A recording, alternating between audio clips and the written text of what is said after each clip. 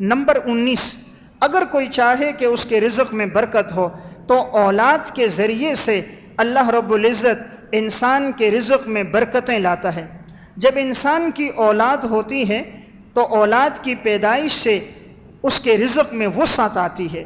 قرآن کریم سورہ اسراء میں اللہ رب العزت فرماتے ہیں وَلَا تَقْتُلُوا أَوْلَادَكُمْ خَشْيَةَ إِمْلَاقٍ، اپنی اولاد کو فقر کے ڈر سے، مفلسی کے ڈر سے مت قتل کرو۔ نحن نرزقهم وإياكم، ہم انہیں بھی رزق دیں گے، تمہیں بھی رزق دیں گے۔ ان قتلهم كان خطئا كبيرا، یقیناً ان کا قتل کرنا بہت بڑا گناہ ہے۔ عرب کے معاشرے میں یہ ہوتا تھا، وہ بچیوں کو بھی قتل کرتے تھے اور لڑکوں کو بھی کرتے تھے۔ بچیوں کو جو ناحق قتل کرتے تھے اس کی وجہ یہ تھی، وہ یہ کہتے تھے ہماری بیٹی کسی کی بیوی کیوں بنے، ہماری بیٹی کسی اور کے نکاح میں کیوں جائے، یہ وہ اپنے لیے عار سمجھتے تھے۔ اس لیے جیسے بچی کی پیدائش ہوتی، قرآن کریم ذکر کرتا ان کے چہرے سیاہ ہو جاتے اور وہ فوراً جا کر اس بچی کو زندہ درگور کر دیتے۔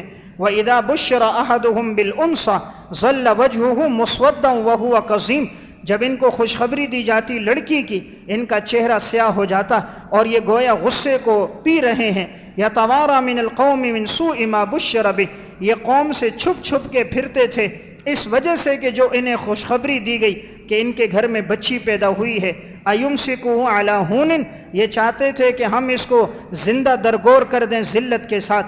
أَمْ يَدُسُّهُ فِي التُّرَابِ، یا یہ ہے کہ اس کو زمین میں گاڑ دیں۔ أَلَا سَاءَ مَا يَحْكُمُونَ۔ تو اس سے معلوم ہوا اولاد کو قتل کرنا یہ جاہلیت کے اندر مشرکین کا وتیرہ تھا۔ بچیوں کو اس وجہ سے قتل کرتے اور ناحق بچوں کو اس وجہ سے کہ یہ بچے کھائیں گے کہاں سے۔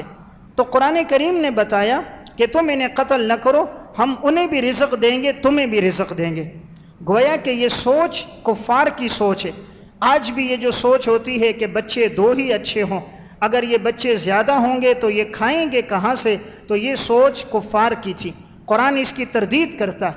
قرآن کہتا ہے وَلَا تَقْتُلُوا أَوْلَادَكُمْ خَشْيَةَ إِمْلَاقٍ، املاق کے ڈر سے نہ کرو۔ اللہ رب العزت نے اولاد کا تذکرہ پہلے کیا، نحن نرزقهم، ہم انہیں رزق دیں گے اور ان کے واسطے سے تمہیں بھی رزق دیں گے۔ اسی لیے جب انسان کی اولاد ہوتی ہے رزق بڑھ جاتا ہے۔ جب تک شادی نہیں ہوئی ہوتی رزق کم ہوتا ہے، تنخواہ محدود ہے۔ شادی ہوتی ہے رزق بڑھ جاتا ہے، بچے ہوتے ہیں اور رزق بڑھ جاتا ہے۔ ہمارا ایک ساتھی تھا، اس کے سامنے جب میں نے یہ بات عرض کی تو وہ کہنے لگا بات بالکل سچی ہے کہ جب تک شادی نہیں ہوئی تھی 8,000 تنخواہ تھی۔ کہا جب شادی ہوئی تو تنخواہ 12,000 روپے ہو گئی۔ ایک بچے کی ولادت ہوئی تو تنخواہ 15 ہو گئی۔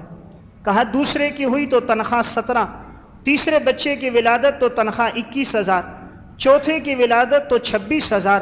کہا پانچواں دنیا میں آیا نہیں، تنخواہ 30,000 ہو گئی۔ تو جو پیدا ہو رہا ہے اللہ نے اس کے رزق کا بندوبست پہلے سے کر دیا ہے، ہمیں اس بارے میں پریشان ہونے کی ضرورت نہیں۔ انسان اپنے گھر میں اگر مہمانوں کو دعوت دیتا ہے، 10 آدمیوں کو دعوت دیتا ہے، 15 کا کھانا بناتا ہے کہ یار یہ کھانا کم نہ پڑ جائے کہ میں 10 کو دعوت دے رہا ہوں، ہو سکتا ہے کوئی نہ کوئی ان کے ساتھ آ جائیں تو میرا رزق کم نہ ہو جائے۔ تو رب العالمین جب کسی کو پیدا کرے گا تو کیا اللہ اس کے لیے رزق کا انتظام نہیں کرے گا؟ جب انسان مہمان کی آمد کے لیے انتظام کرتا ہے، خالق کائنات انتظام نہیں کرے گا؟ تو اللہ نے رزق کا انتظام کیا ہوا ہے۔ اس لیے اولاد کی آمد سے، اولاد کی پیدائش سے انسان کا رزق بڑھتا ہے۔ انسان اس معاملے میں پریشان نہ ہو۔ دوسرے موقع پر اللہ رب العزت نے فرمایا، سورہ انعام میں ہے کہ ہم تمہیں بھی رزق دیں گے اور ہم انہیں بھی رزق دیں گے۔ وَلَا تَقْتُلُوا أَوْلَادَكُمْ مِنْ إِمْلَاقٍ نَحْنُ نَرْزُقُكُمْ وَإِيَّاهُمْ، تمہیں بھی دیں گے ان کو بھی دیں گے۔ معلوم یہ ہوا اولاد اپنا رزق خود کھاتی ہے، ان کی آمد سے اللہ رب العزت والدین کے رزق میں اضافہ فرما دیتے ہیں۔ اس لیے اولاد سے بھی رزق وسیع ہوتا ہے۔ آپ صلی اللہ علیہ وسلم نے کبیرہ گناہوں کا تذکرہ کرتے ہوئے فرمایا ان تقتل ولدک تخاف ان یطعم معک، کہ یہ بہت بڑا گناہ ہے کہ تو اپنے بچے کو قتل کرتا ہے اس وجہ سے کہ وہ تیرے ساتھ کھانا کھائے گا۔ یعنی بڑے شرم کی بات ہے کہ وہ تیری پلیٹ میں اپنے چھوٹے چھوٹے ہاتھوں سے لقمہ بنائے گا، وہ تیرے ساتھ بیٹھ کے کھانا کھائے گا، تو اس وجہ سے اس کو قتل کرتا ہے۔ تو اللہ رب العزت اور آپ صلی اللہ علیہ وسلم نے اس بات سے منع فرمایا ہے۔ اس لیے اولاد کی آمد سے رزق میں وسعت ہوتی ہے۔